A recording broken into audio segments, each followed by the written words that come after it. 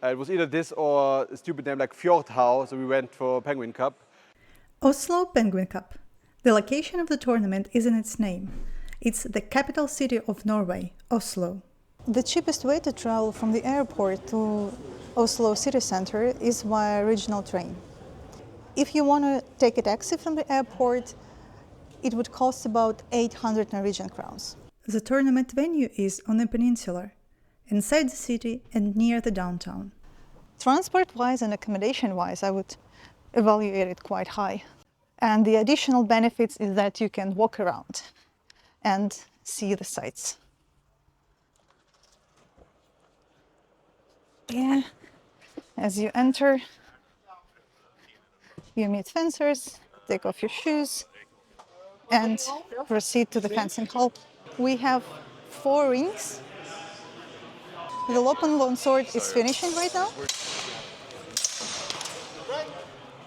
but only the pools. We will see how we'll pass through the eliminations. A quarter of the hall is dedicated to the rest and free sparring zone. Participants can also sleep here from Friday to Sunday, almost for free. And the usual mess of fencers' gear is also here. The tournament starts on Saturday morning and finishes on Sunday afternoon. It has longsword, side sword, rapier and saber nominations. The aim was just to have not only a longsword tournament, so people would travel from everywhere and then have one tournament, but instead that we would provide tournaments for all the weapons that we are training in our club.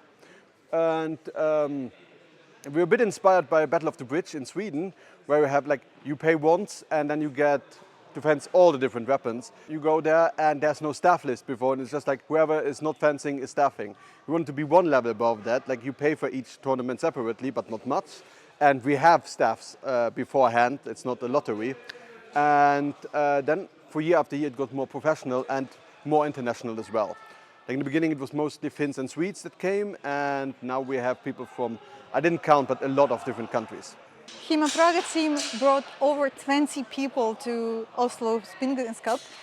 We are fighting in all things longsword, from beginners to open to women's longsword, and some of our guys will try other nominations as well, just for fun. I personally fight in open and women's nomination. Cannot do the beginners like last year. I'm not already a beginner. I have actually just fought in open and won 2 of my matches out of 4, which is okay.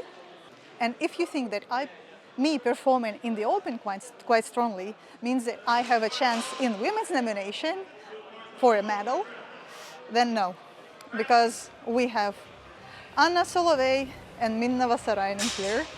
So the level of competition in women's nomination has just skyrocketed.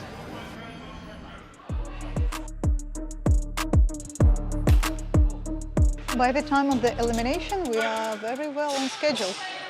The eliminations will also take place on 4 rings. Here the eliminations have already started. You can see Miro. Miro is going to win this fight. He's going to win all his elimination fights actually, and we have an interview with him that you can watch. In an unfortunate turn of events, we have Matvey fighting Alexander Kulik. Kulik is actually Matvey's student. And it was the last exchange, with Matvey only winning by 1 point.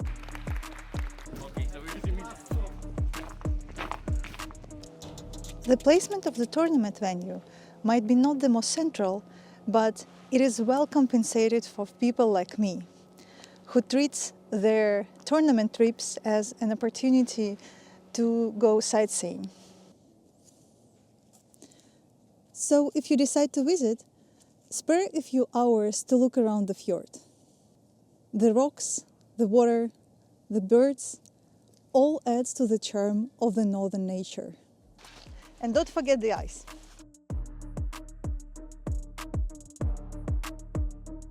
The longsword is definitely the biggest, and that also attracts a lot of high-tiered fencers, but It's mainly mid-tier. It's like people that like would be B-tier if you have a tier system. I think the strongest we have, like, saber is really good. And the women's longsword competition usually isn't that big, but it's like most of the fencers are really, really high class in the women's longsword. So there it's more like you have a huge amount of people that are really good, and then you have the bottom that are like, oh yeah, I'm going to be destroyed, but it's going to be fun. Not without struggling, I was able to pass to the women's finals.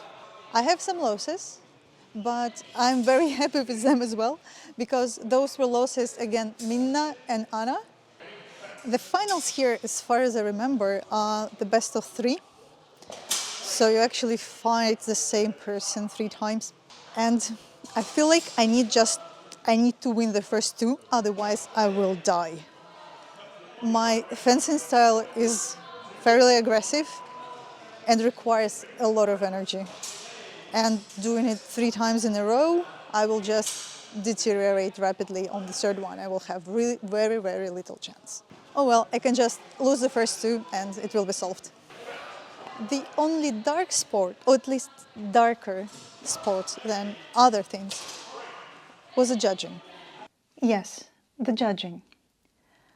I was relatively lucky with it throughout the event, but according to other people, it was the weakest part of the tournament.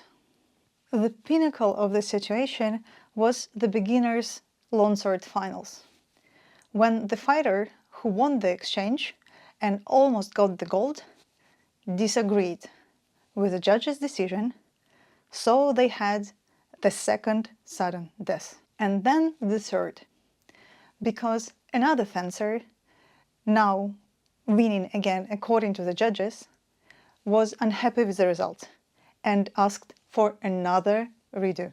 Still, a praiseworthy swordsmanship and honorable behavior from both fighters. Really one of the highlights of the tournament for me. And for the gold medal in the beginner's longsword will be Nick and Dennis! I think the main issue with the judging we have is in longsword. The biggest potential, the biggest improvement that is possible is in longsword. And in Nordic system we said, okay, either you throw it out, because we don't film it. This is the last exchange of eliminations. We're not 100% sure. No score, we do it again. Either we throw it out, or we try to make a call from the best of our knowledge. And we just need to make sure that the judging improves again next year. I don't think the judging this year was unacceptable, but I understand what you mean by that sometimes the quality might have been a bit lower than we usually have, yes. The rule set itself is still good. The organization is very good. The schedule on the first day was followed, which is great. We are still on time, by the way. The tournament used HEMA, so all the results were available live online.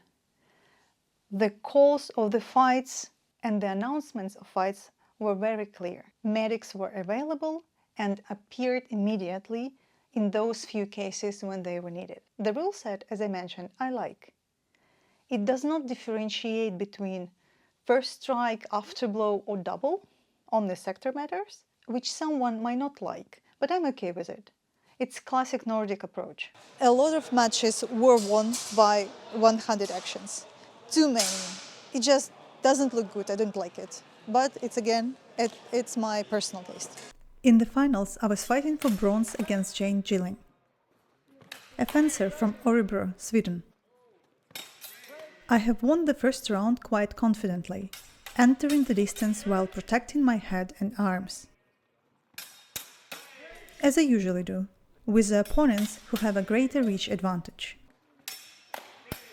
By the time of the second round, I started to feel tired and decided to slow down a bit. But working reactively has never been my style.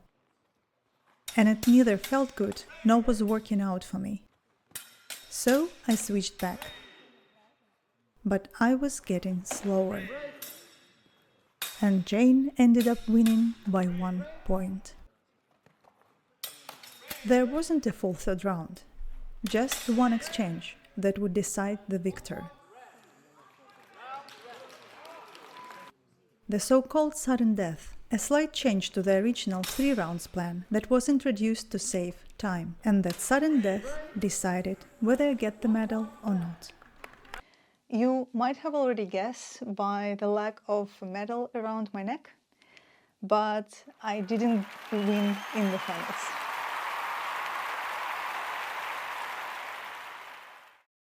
And I think it happened exactly as I predicted.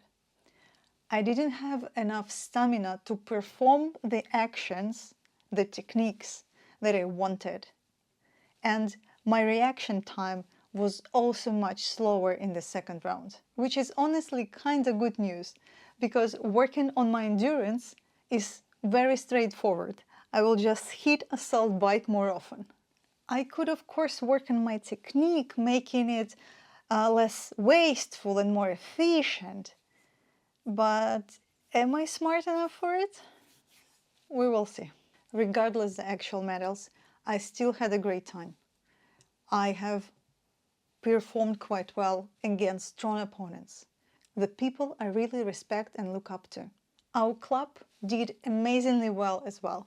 Not like the last year when we got all beginners medals, we have only 2, but this year we have women's gold, Anna Stankevich, all praise. But I'm satisfied overall. I just gave Hova a fist bump and we are satisfied with how it went. And then we're always looking on improving and what hiccups did we have this year, how can we avoid these next year. But I think people were satisfied, everybody's catching their plane, everybody had a good time, I think, yes. We watched the long sword and the side sword finals. One more. Yes. Have side sword, but I will have some buckler. Same. And returned the next day to see who won rapier and saber.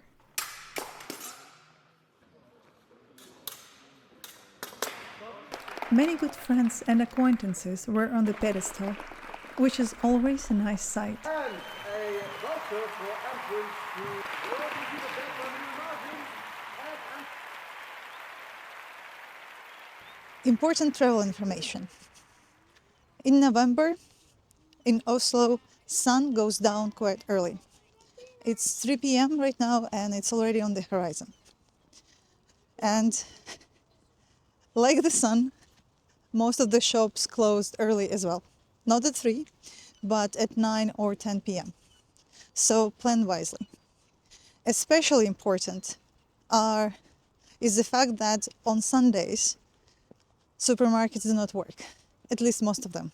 Restaurants should be open, but all the other shops are closed for sure. When it comes to traveling around Oslo, I would suggest using public transport. It's really good and pricey, but manageable.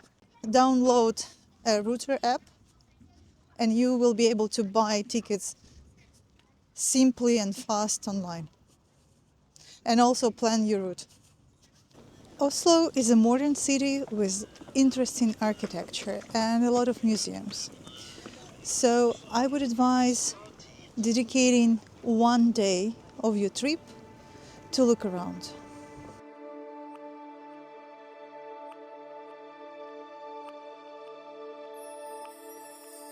So come to Oslo Penguin Cup, see the sights, see the nature, meet new friends and fencers. Thank you. It's always nice to be here. And come to Bagima so I can fight you there next time.